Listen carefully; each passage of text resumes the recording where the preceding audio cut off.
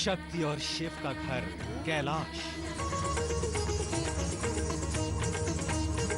श्रीपुष्पदन्तौवाच महिम्न पारं ते परमविदुषो यद्सदृशी। इस पूरी सृष्टि और जन जन के जीवन से जुड़ा है कैलाश।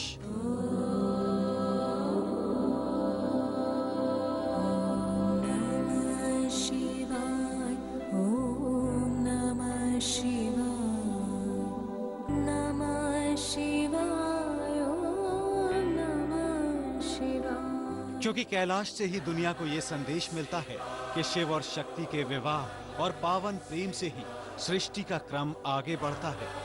भारतीय संस्कृति में 7 का अंक मानव जीवन और सृष्टि के संचालन का प्रतीक है। इसीलिए विवाह में 7 फेरों और 7 वचनों का विधान है। 7 का अंक पूरी सृष्टि और कालखंड को अभिव्यक्त करता है। रात और दिन के चक्र को चलाते सूर्यदेव के रथ को भी 7 घोड़े ही गतिमान रखते हैं।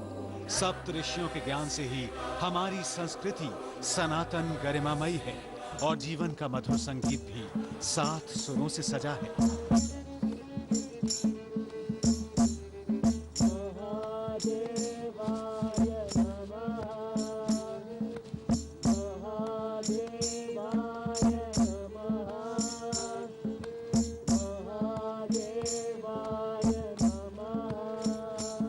इसलिए जब जन जन के आराध्य शिव और माता शक्ति के पावन धाम कैलाश के दर्शन का अवसर आया, तो हमने भी शिवमय कैलाश पर्वत की भव्यता की दिव्य झलक आपको दिखाने के लिए सहारा लिया 7 कैमरों का।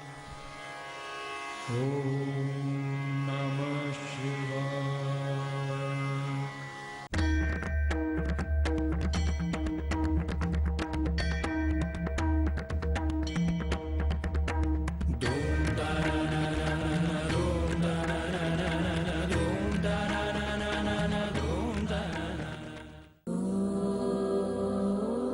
पहली बार स्टार न्यूज पहुंचा कैलाश पर्वत और हमने कैलाश की भव्यता समेटने की कोशिश की 7 कैमरों से।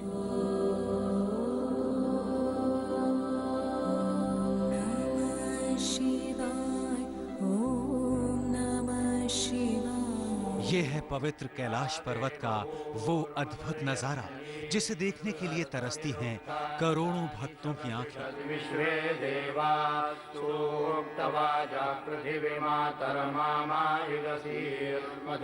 वो पावन पर्वत जिससे जुड़ी हैं करोड़ों श्रद्धालुओं की भक्ति। भक्तों के लिए कैलाश सिर्फ एक पर्वत नहीं, वो पावन स्थान है जहां मां पार्वती के साथ विराजते हैं भगवान शिव। लेकिन कैलाश की भव्यता और सुंदरता सिर्फ शिव भक्तों को ही भाव विभोर नहीं करती। प्रकृति का ये सौंदर्य इतना अनूठा है कि इसके जादू से कोई बच नहीं सकता। तीर्थ यात्रा करने वाले भक्त हों या कुदरत के खूबसूरत नजारों की तलाश में भटकने वाले सैलानी, कैलाश का मंत्रमुग्ध कर देने वाला सौंदर्य देखकर सबको यही लगता है मानो धरती पर उतर आया हो स्वर्ग।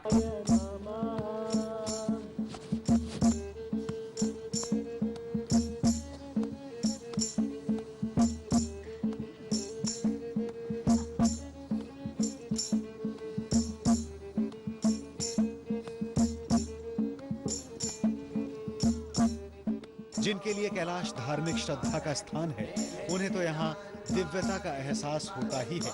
लेकिन जो लोग यहाँ कुदरत का कमाल देखने आते हैं, उन्हें भी कैलाश की यात्रा किसी सपने के सच होने जैसी ही लगती है।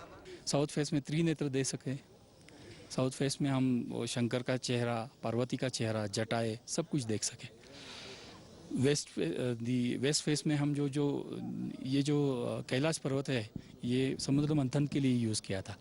तो समुद्र मंथन के लिए उन्होंने वो जो सर्प यूज़ किया था, उसके जो इम्प्रेशंस है वो भी हम देख सके। नॉर्थ फेस में अलग मज़ा है।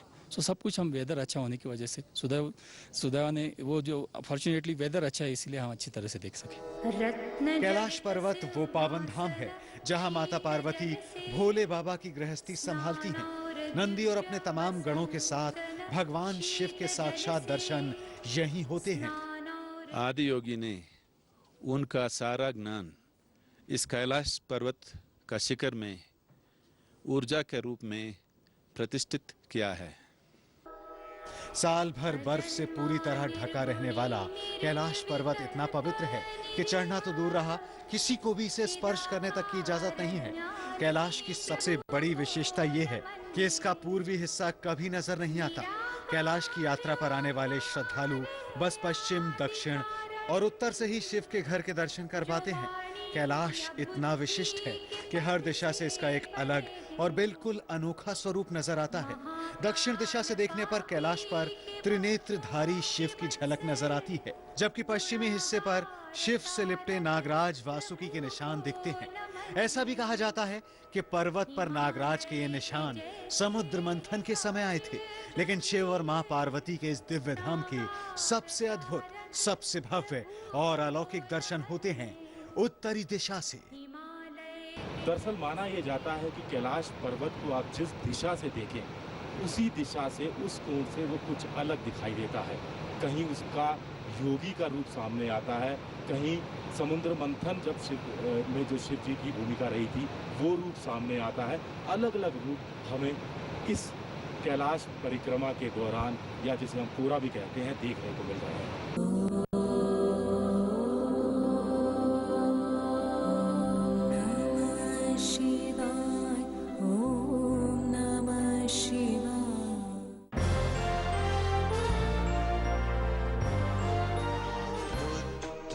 ये जो कैलाश पर्वत की आप पहली तस्वीर देख रहे हैं, ये हमने नॉर्थ फेस से की है, जो डेरापुक से हमने ली है, और वहाँ से कैलाश पर्वत बड़ा साफ दिखाई देता है, बर्फ से ढका हुआ। यहाँ शिव एक वीर गंभीर रूप में सामने आते हैं। कुल मिलाकर कैलाश से 4 नदियाँ निकलती हैं। उत्तर की तरफ से सिंधु नदी निकलती है, पश्चिम की तरफ से ब्रह्मपुत्र नदी निकलती है, पूर्व की तरफ से सतलुज नदी निकलती है और दक्षिण की तरफ से करनाली नदी निकलती है। और इसके साथ ही एक जो कैलाश के इधर से ये जो पानी की आप धारा देख रहे हैं, इसे कैलाश गंगा भी कहा जाता है। ये सबसे हम कह सकते हैं दोपहर के वक्त ली गई तस्वीर है, जब सूरज भी साफ साफ चमक रहा है।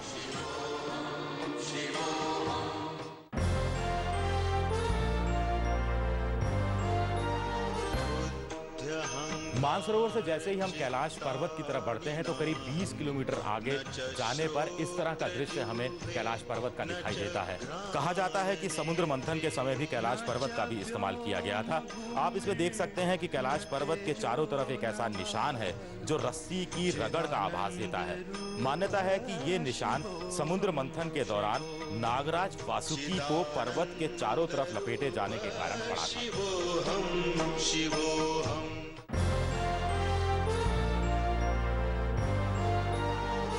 डारशेल से हम थोड़ा जैसे ही आगे बढ़ते हैं और लाचू घाटी पहुंचते हैं, वहां हमें कैलाश का साउथ फेस दिखाई देता है। अगर हम यहां ध्यान से देखें तो हमें कुछ सीढ़ी नुमा चीज दिखाई देती है। कहा जाता है कि ये धरती को स्वर्ग से मिलाने वाली सीढ़ी है, और जब पांडव भी यहाँ पहुंचे थे कैलाश पर्वत की तरफ, तब उन्होंने भी इसी सीढ़ी का इस्तेमाल स्वर्गलोक तक पहुंचने के लिए किया था। चिदानंद रूप शिवोहम शिवोहम।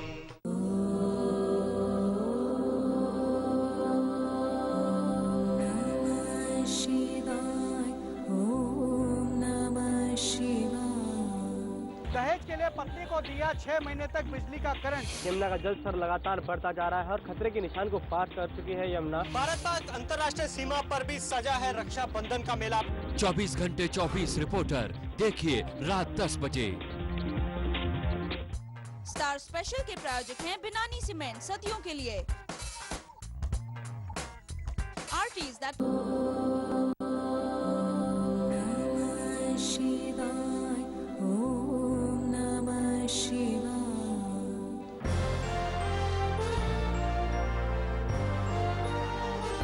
डेरापुक से जब हम कैलाश की तरफ बढ़ते हैं, जिसे हम भीतरी परिक्रमा करना भी कहते हैं, तो हमें कैलाश का ये रूप सामने दिखाई देता है, सबसे भव्य रूप। ये दोपहर का वक्त है, सूरज की पूरी रोशनी पड़ रही है और ऐसा लग रहा है कि जैसे चांदी की तरह पूरा कैलाश पर्वत चमक रहा हो, किसने चांदी को पिघलाकर पूरे कैलाश पर्वत पर बिखेर दिया हो। यहाँ से कैलाश पर्वत ठीक ठाक हमसे दूरी पर है, लेकिन ऐसा लगता है जैसे हम हाथ आगे बढ़ाकर अभी कैलाश पर्वत को छू लेंगे। हालांकि हिंदू मान्यताओं के अनुसार कैलाश पर्वत पर चढ़ना या उसे छूने की भी मनाही है। बौद्ध धर्म भी यही बात कहता है।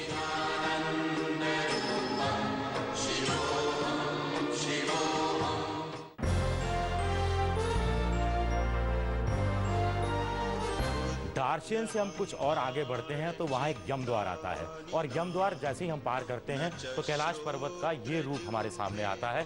कहीं कहीं ऐसा एहसास होता है कि जो शिव जी का त्रिनेत्र है वो हमें कहीं ना कहीं दिखाई दे रहा है। हम अपनी तरफ से अगर कोशिश करें ढूंढने की तो इस तरह का हमें एहसास होता है। आनंद रूप शिवोहम शिवोहम।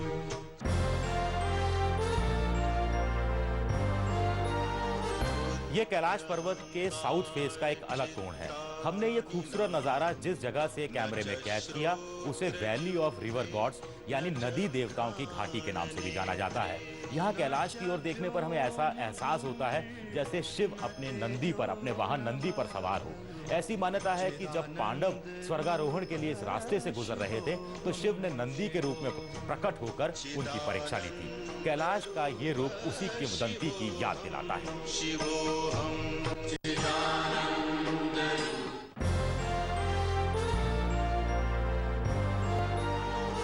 और अंत में कैलाश पर्वत का ये सबसे दुर्लभ दृश्य है जो हमारे कैमरे में अनायास ही कैद हो गया। कैलाश की पूरी यात्रा के दौरान पूरा माहौल इस कदर शिव में हो जाता है कि अपने मन ही मन में हम शिव के जिस रूप की कल्पना करते हैं उसकी झलक कैलाश में दिखाई देने लगती है। बादलों से घिरे कैलाश के इस दृश्य को देखकर ऐसा आभास होता है जैसे पर्वत में शिव के साक्षात दर्शन हो रहे हों। अगर आप गौर से यहाँ देखिए तो ऐसा लगता है कि ये शिव हमें दिखाई दे रहे हैं, उनके हमें दर्शन हो रहे हैं, और कहीं ना कहीं यहाँ पार्वती का भी कोई एक चेहरे जैसा आभास हमें यहाँ हो रहा है। और शिव और पार्वती एक साथ हमें कैलाश पर्वत पर दिखाई दे रहे हैं हमारे कैमरे पर। इससे ज्यादा भव्य, इससे ज्यादा चमत्कारिक और इससे ज्यादा अद्भुत दृश्य की कल्पना करना भी मुश्किल है।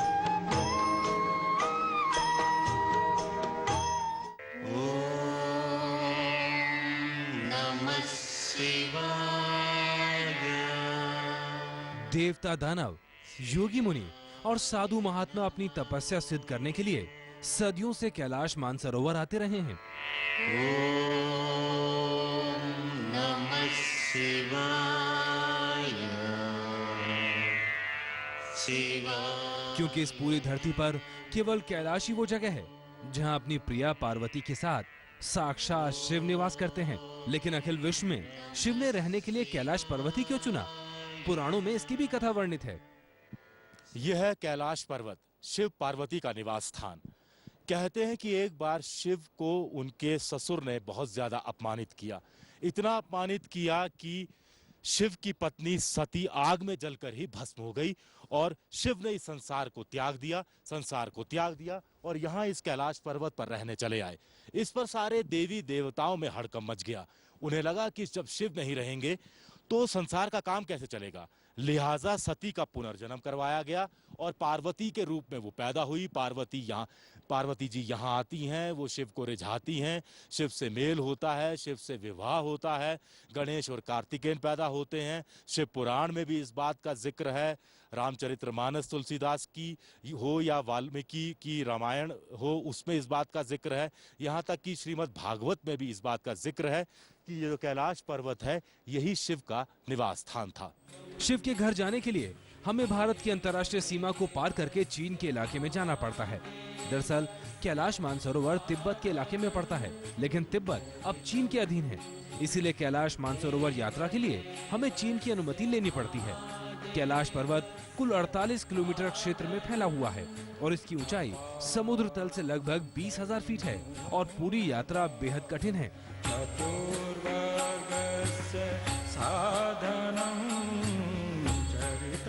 एक तो करीब 20,000 फुट की ऊंचाई, फिर रास्ता सीढ़ी की तरह कभी ऊंचा तो कभी एकदम ढलान से भरा। समुद्र तल से अधिक ऊंचाई होने के कारण वहां ऑक्सीजन की कमी भी अक्सर हो जाती है। इसीलिए कहते हैं कि कैलाश मानसरोवर की यात्रा वही कर सकता है जिसको भोले बाबा खुद बुलाते हैं। मान्यता है कि शिव स्वरूप कैलाश पर्वत स्वयंभू हैं और उतना ही प्राचीन है जितनी है प्राचीन हमारी सृष्टि। इसीलिए कैलाश परिक्रमा का महत्व बहुत ज्यादा है, क्योंकि कैलाश की परिक्रमा जीवन परिक्रमा समझी जाती है। कैलाश पर्वत का संपूर्ण परिक्रमा पथ 57 किलोमीटर के दायरे में फैला है। परिक्रमा के दौरान श्रद्धालु कैलाश पर्वत के पश्चिमी, उत्तरी और दक्षिणी मुख के दर्शन करते हैं। कैलाश पर्वत पर जब सूरज की किरणें पड़ती हैं तो ऐसा लगता है कि मानो किसी ने चांदी को पिघलाकर पूरे ही कैलाश पर्वत पर बिखेर दिया हो। इसी तरह जब डूबते सूरज की किरणें कैलाश पर्वत पर पड़ती हैं तब ऐसा लगता है जैसे किसी ने सोना पिघलाकर पूरी कैलाश पर्वत पर बिखेर दिया हो और उसकी आभा मंडल में कैलाश पर्वत और ज्यादा सुंदर नजर आता है।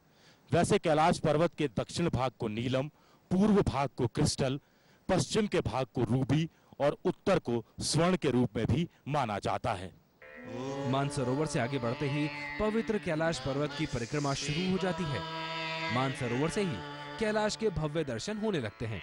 झील से 1.5 घंटे का सफर तय करके हम जैसे ही दार्शेन की ओर बढ़ते हैं, अलग अलग कोण से कैलाश के अनुपम दृश्य दिखने लगते हैं। कैलाश पर्वत की भव्यता हर कोण से बिल्कुल अलग नजर आती है। कैलाश की परिक्रमा को स्थानीय भाषा में कोरा भी कहा जाता है। मान्यता ये है कि अगर आप एक कोरा करते हैं तो इस जीवन के सारे पाप आपके धुल जाते हैं और अगर आप 108 बार कोरा कर लेते हैं तो आदि होती है, यानी आते हैं। हिंदू धर्म के लोग सुई की दिशा में, घड़ी की सुई की दिशा में परिक्रमा करते हैं और बौद्ध धर्म के लोग उल्टी दिशा में। कुल मिलाकर इस पे 3 दिन लगते हैं। कैलाश परिक्रमा में 57 दिन का समय लगता है। दार्शेन से आगे परिक्रमा का पूरा रास्ता पैदल तय करना होता है। यहाँ से 10 किलोमीटर आगे हम देवताओं की घाटी लाचू वैली की ओर बढ़ते हैं, जहाँ से नजर आती है कैलाश पर्वत की एक और अनोखी छटा। लाचू वैली से 10 किलोमीटर आगे डेरापुक का पड़ाव आता है। डेरापुक से कैलाश पर्वत के उत्तरी मुख के सबसे भव्य दर्शन होते हैं। परिक्रमा का पहला पड़ाव डेरापुक में ही पड़ता है और सभी यात्री यहीं रात्रि विश्राम करते हैं। परिक्रमा यात्रा डेरापुक से 7 किलोमीटर आगे डोलमा के लिए बढ़ती है। डोलमा का अर्थ पार्वती है। डोलमा दर्रा समुद्र तल से 5550 मीटर की ऊंचाई पर है। डोलमा से कैलाश के दिव्य स्वर्ण स्वरूप के दर्शन होते हैं। जब डूबते सूरज की किरणें कैलाश पर्वत पर पड़ती हैं, तो ऐसा लगता है मानो देवताओं ने पूरे कैलाश को सोने से मढ़ दिया हो। जो लोग 57 किलोमीटर की परिक्रमा नहीं कर पाते, वो कैलाश पर्वत की अंदरूनी परिक्रमा पूरी कर कैलाश के बिल्कुल नजदीक तक जाने का सौभाग्य अर्जित करते हैं। कुछ विचारधारा के लोग 57 दिन की इस परिक्रमा से सहमत नहीं है।